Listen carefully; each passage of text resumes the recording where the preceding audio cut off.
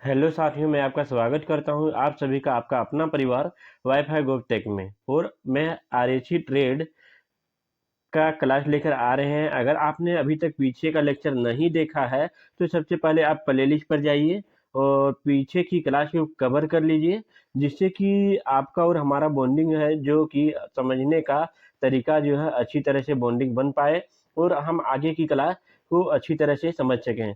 तो चलिए आज का क्लास में हम ज़्यादा देर न करते हुए जल्दी ही क्लास समाप्त करना चाहेंगे। और अगर यदि आप हमारे चैनल पर फर्स्ट टाइम वीडियो देख रहे हैं तो चैनल को सब्सक्राइब करना ना भूलें और दोस्तों के पास शेयर भी कर दें।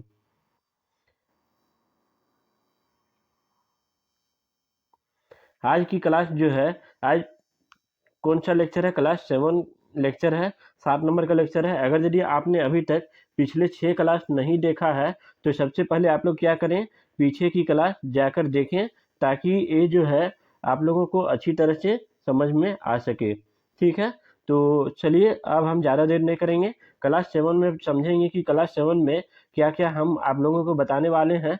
तो सबसे पहले आप यहाँ समझ सकते हैं VARA।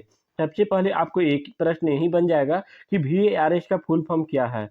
तो चलिए आज हम देखते हैं कि VARS क्या है। वेपर ऑब्जर्प्शन रेफ्रिजरेशन सिस्टम है इसका मतलब। चलिए आगे हम पूरी तरह से अच्छी तरह से समझेंगे और देखेंगे कि क्या मतलब की है। तो आगे शुरू करने से पहले आपको VCRS के बारे में थोड़ा सा बता दें, क्योंकि VCRS में कुछ टॉपिक जो है आपको कवर करने थे जो कि कुछ रह गए थे। तो चलिए आज हम VCRS के बारे में जानते हैं। तो VCRS में आप लोगों को कल मैंने बताया था कि इसका मतलब क्या होता है। वेपर कंप्रेशन रेफ्रिजरेशन सिस्टम आप लोग जानते ही हैं। और ये जो है एक कार्नोट साइकिल का रिवर्स होता है, यानी कि कार्नोट साइकिल जो है ये हीट प्रोड्यूस करता है, हीट वर्क मतलब इनपुट देता है, लेकिन उसका रिवर्स इसलिए बोला जाता है ताकि ये कंडन मतलब कि ठंडा करने के लिए रिवर्स कार्नोट काम करता है। और आजकल के घरेलू उपयोग में आपको बात करें तो सबसे पहले आपको बता दें कि AR-134 ये का यूज करते हैं। ये जो रेफ्रिजरेंट हम लोग यूज करते हैं, कौन सा रेफ्रिजरेंट यूज करते हैं? तो सबसे पहले आप लोगों को ध्यान में रखना है AR-134 का ए, यही अभी चलन में आ रहा है और यही हम लोग अभी यूज कर रहे हैं। आगे की जब हम बात करेंगे तो VARS में क्या हम रेफ्रिजरेंट लेने वाले हैं। तो VARS में आपको बता दें कि अमोनिया रेफ्रिजरेंट लेने वाले हैं। तो अमोनिया रेफ्रिजरेंट जो है यार 717 का एक टाइप है, उसी से जो अमोनिया मतलब कि अमोनिया भी बोलिए या फिर R717 बोलिए, दोनों एक ही बात है। तो चलिए अब हम देखते हैं R717 आजकल VARS में कैसे यूज किया जा रहा है। इसके बाद की जब हम बात करते हैं तो प्रेशर इंथैल्पी डायग्राम की जब हम बात करते हैं तो सबसे पहले आप लोगों को ध्यान में रखना है कि प्रेशर इंथैल्पी डायग्राम के बारे में आप लोगों को बता दिया गया है। और आप लोग अगर यदि पिछले की क्लास नहीं देखे हैं तो आपसे बार बार रिक्वेस्ट करेंगे, सबसे पहले आप जाइए पिछले क्लास देखकर आइए। प्रेशर इंथैल्पी डायग्राम बहुत अच्छे तरह से समझाए हैं। ठीक है, तो सबसे पहले आप लोगों को क्या करना है, प्रेशर इंथैल्पी डायग्राम में आप लोगों को हम बताएंगे कि ये जो डायग्राम है इससे रिलेटेड आप लोगों को क्या क्या समझना है, ये आप लोग ध्यान रखिएगा। तो यहाँ पर आप देख सकते हैं 1 2 3 और 4। तो यहाँ पर क्या होगा, 1 से 2 में आप लोग जानते हैं कंप्रेसर होगा, आप लोगों को पिछले क्लास में बताया गया है। इसके बाद कंडेंसर होगा, इसके बाद यहाँ पर एक्सपेंशन वाल्व होगा। ठीक है, इसके बाद यहाँ पर इवेपोरेटर होगा। ठीक है, ये अभी हम बात कर रहे हैं, क्या बात कर रहे हैं, VCRA से ही रिलेटेड बात कर रहे हैं। तो आप लोगों को ध्यान में रखना, अभी VARS अभी स्टार्ट नहीं हुआ है, VCRS ही है। तो आप लोग समझते हुए चलेंगे, इसमें जो भी डाउट होगा आप लोगों को हम बताने वाले हैं।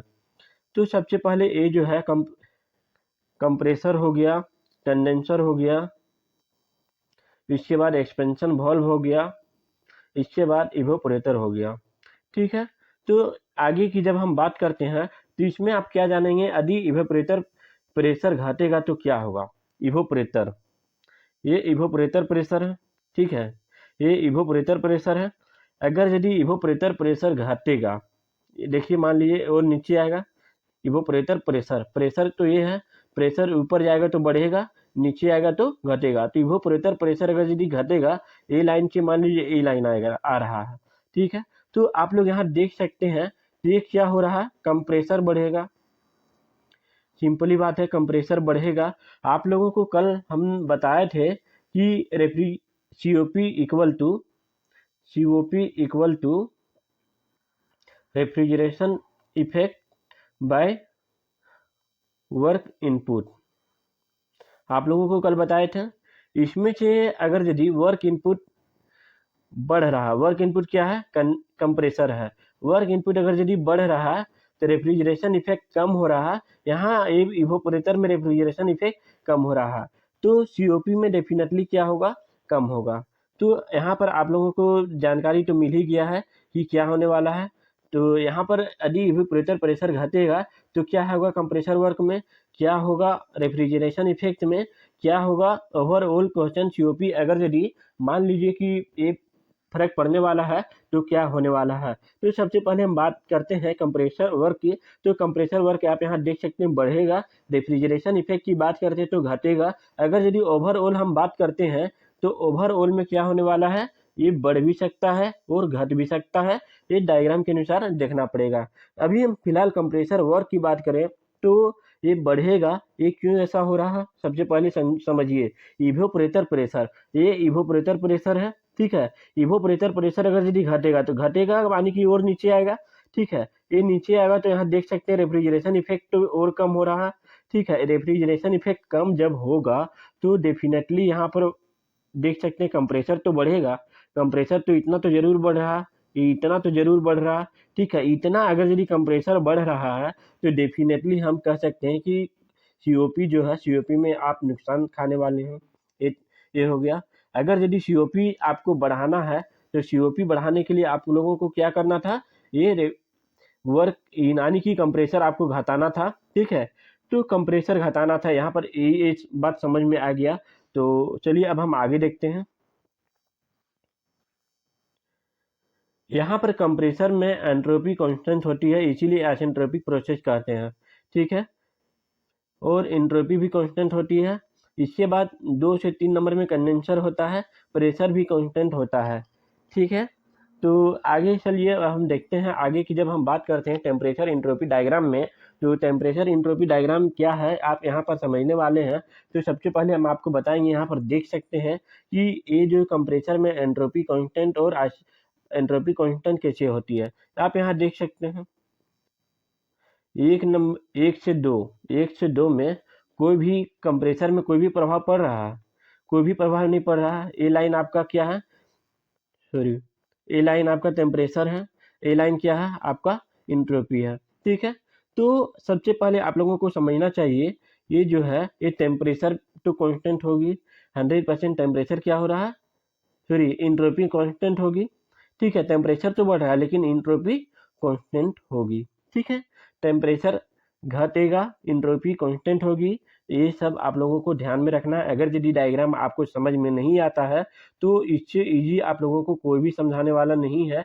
कोशिश करें इसे 1 बार नहीं, 2 बार नहीं, 3 बार देखें, तभी ये जो टॉपिक है आप लोगों को समझ में आने वाला है, ठीक है। जब हम 2 से 3 कंडेंसर की बात करते हैं तो इस समय क्या होता है, प्रेशर भी कांस्टेंट होता है।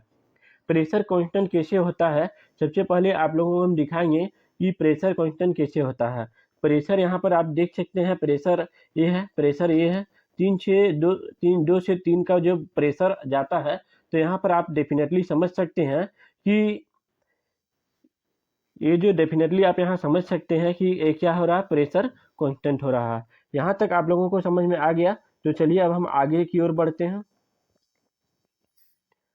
जब हम आगे देखते हैं, अब जो है आज का टॉपिक VARS यहाँ से स्टार्ट होने वाला है। तो VARS का फुल फॉर्म क्या होता है, वेपर एब्जॉर्प्शन रेफ्रिजरेशन सिस्टम।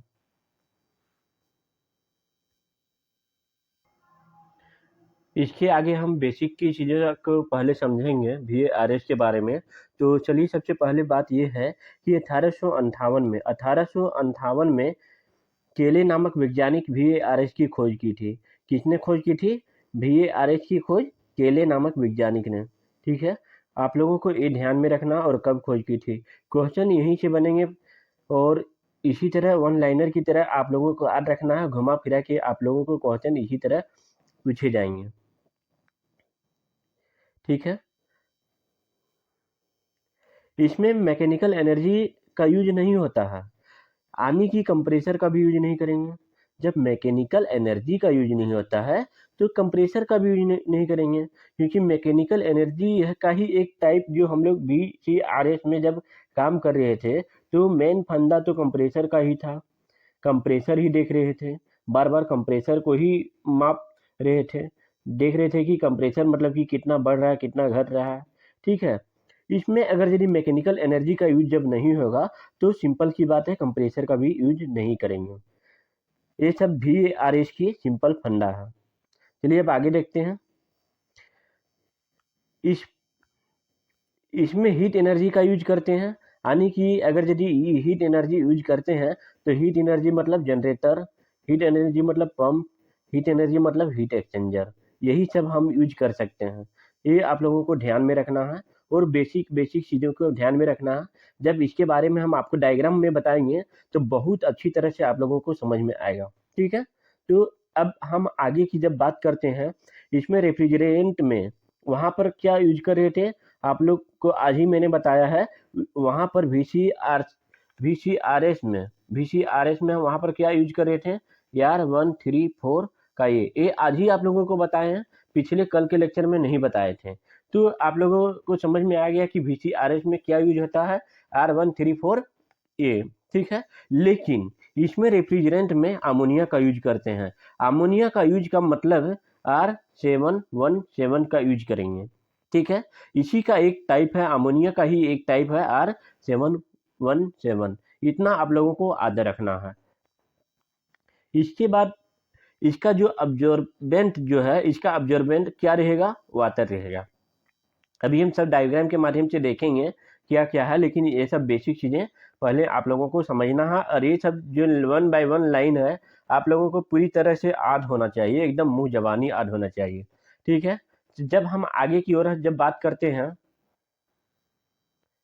जब आगे की बात करते हैं तो इसका प्रयोग आइस मेकिंग प्लांट में किया जाता है। इसका जो प्रयोग है कहाँ प्रयोग करते हैं, आइस मेकिंग प्लांट में प्रयोग करते हैं।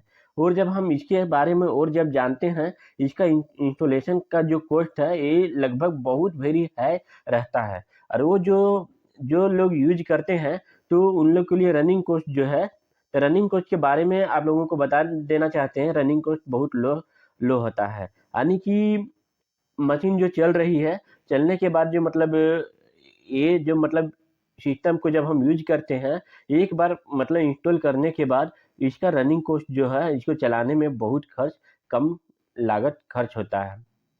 ठीक है, जब हम आगे इसके VARS के डायग्राम के जब बारे में हम बात करेंगे, तो आप लोगों को डायग्राम जो है मैंने खुद अपने हाथों से लिख कर बनाया है, ताकि आप लोगों को समझ में इससे अच्छा आसानी से पूरे यूट्यूब में, पूरे नेट में कहीं भी आप सर्च कर लीजिए, इतना अच्छा फिगर के माध्यम से आपको कहीं नहीं मिलने वाला है।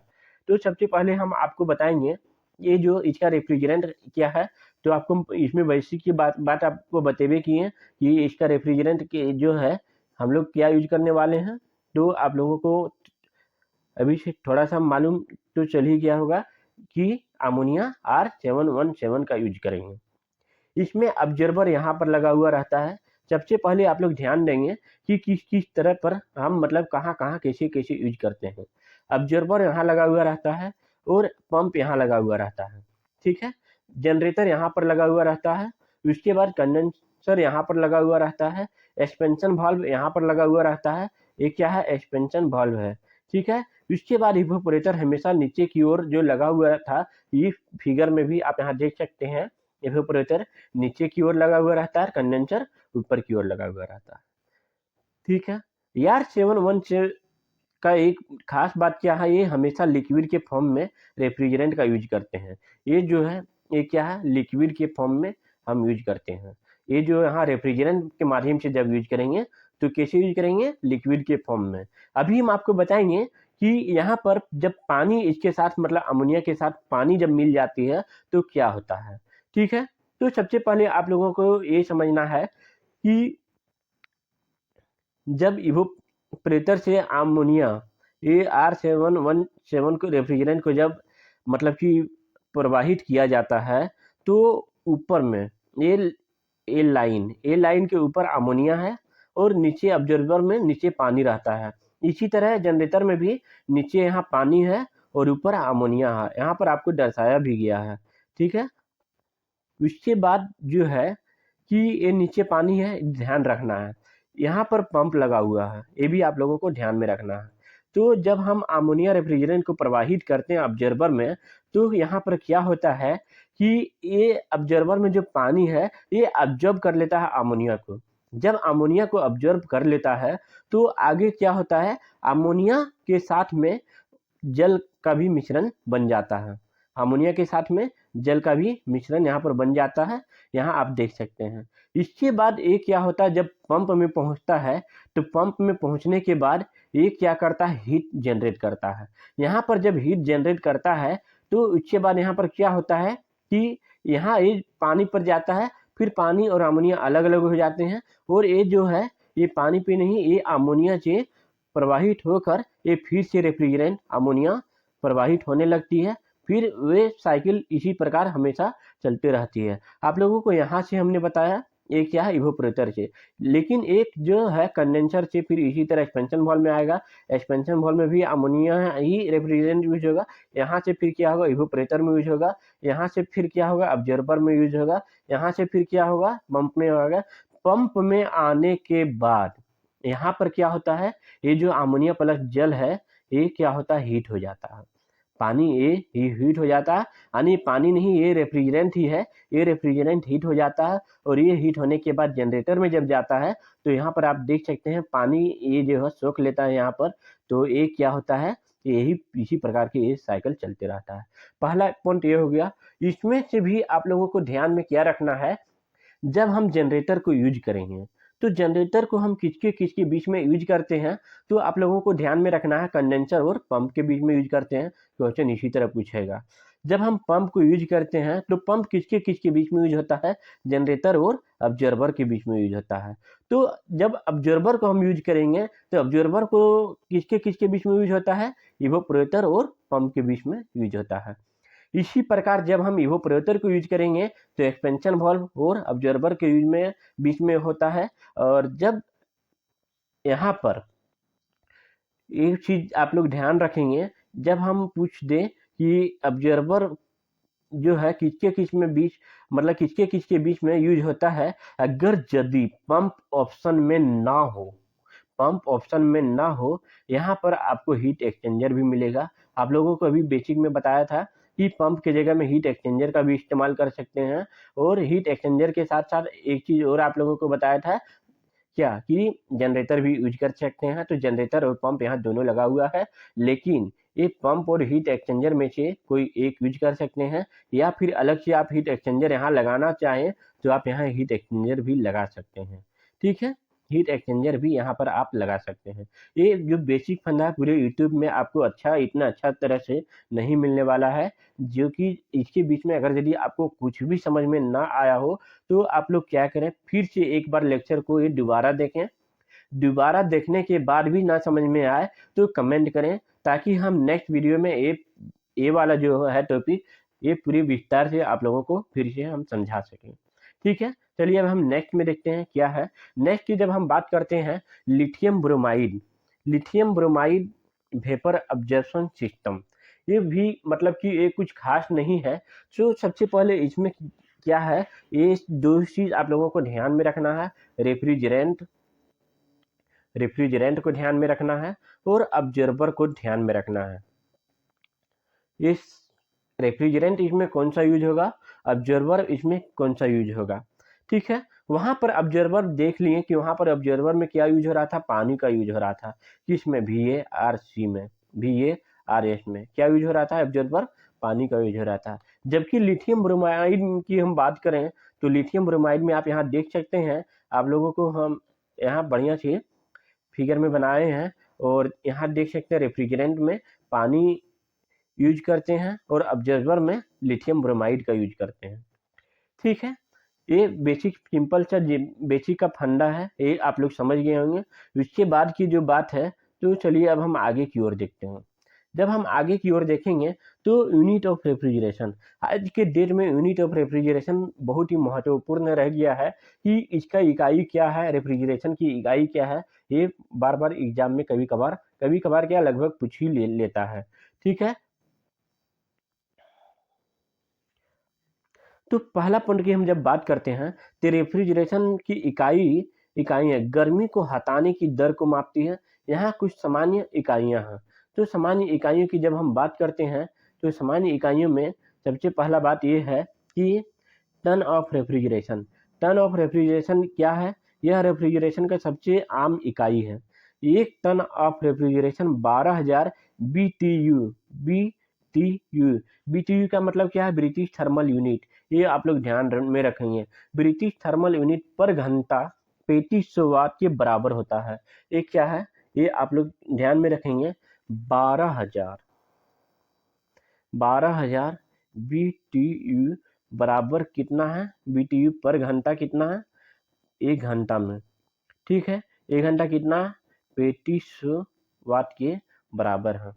ठीक है, ये हो गया एक पॉइंट। दूसरा पॉइंट क्या है? ब्रिटिश थर्मल यूनिट प्रति घंटा, यह इकाई को गर्मी को हटाने की दर की मापती है। ठीक है, ये हो गया। तीसरा पॉइंट क्या है? वाट। यह इकाई ऊर्जा की इकाई है, रेफ्रिजरेशन की दर को मापती है। ठीक है, चौथा पॉइंट यहाँ ये हो गया किलोवाट। यह इकाई 1000 वाट के बराबर होती है और रेफ्रिजरेशन की दर को मापती है। जब हम आगे की जब बात करते हैं, ये किलो कैलोरी पर घंटा, किलो कैलोरी पर घंटा को शॉर्टकट में इस तरह लिखते हैं और यहाँ यह इकाई गर्मी को हटाने की दर को मापती है। ठीक है, इसी तरह जब हम आगे की बात करते हैं तो आगे ये आज का लेक्चर जो है समाप्त हो चुका है। ठीक है, अगर यदि ये लेक्चर आप लोगों को कोई भी प्रकार के डाउट हो या समझने में परेशानी हो तो सबसे पहले आप लोग क्या करें? कमेंट करें। कहाँ समझ में ना आया वो कमेंट करें। क्या क्या आप लोगों को मन में डाउट है वो कमेंट करें। एक कमेंट के जवाब आप लोगों को जरूर दिया जाएगा। तो चलिए इस लेक्चर में अब हम यहीं समाप्त करते हैं और जाते जाते आप लोगों को हम यही बताना चाहेंगे कि इस लेक्चर आप लोगों को कैसा लगा कमेंट बॉक्स में ज़रूर मेंशन कीजिएगा और इसमें हमको क्या क्या और सुधार करना है वो इसके बारे में आप भी बताइएगा। और बात रह गया पीडीएफ की, तो पीडीएफ हम ने अभी डलवा दिया है। अगर यदि नहीं आप लोगों को मिला है तो कमेंट जरूर करें और आप लोगों को बताएं। इसके माध्यम से आप लोगों को जरूर बताया जाएगा। जाते जाते हम फिर से यही बात बताना आप लोगों को चाहेंगे, अगर यदि हमारे चैनल को अभी तक आपने सब्सक्राइब नहीं किया है तो सबसे पहले डोंट फॉरगेट टू सब्सक्राइब। ठीक है, सबसे पहले आप लोग सब्सक्राइब करेंगे। अगर यदि हमारे टेलीग्राम में आप नहीं जुड़े हैं तो सबसे पहले आप क्या करेंगे? टेलीग्राम में जुड़ेंगे। टेलीग्राम में अगर का लिंक नहीं मिल रहा है तो डिस्क्रिप्शन में जाइए, वहां पर टेलीग्राम का लिंक मिल जाएगा। अगर यदि वो लिंक काम नहीं कर रहा है तो डायरेक्ट टेलीग्राम पर @wifi.gov.tech करके सर्च करेंगे तो हमारा ही टेलीग्राम आपको मिलने वाला है। तो सबसे पहले आप लोग जाइए वहां पर टेलीग्राम भी ज्वाइन कीजिए। अगर यदि हमारे चैनल को सब्सक्राइब नहीं किए तो सब्सक्राइब कीजिए, दोस्तों के पास शेयर भी कीजिए। शेयर करने के बाद अगर यदि वीडियो आपको अच्छा लगता है तो वीडियो देखते टाइम आप लोग लाइक जरूर करिए, क्योंकि वीडियो आप लोग लाइक करते हैं तो हमारा मोटिवेशन बढ़ता है। चलिए अब हम मिलते हैं नेक्स्ट वीडियो में, तब तक के लिए धन्यवाद।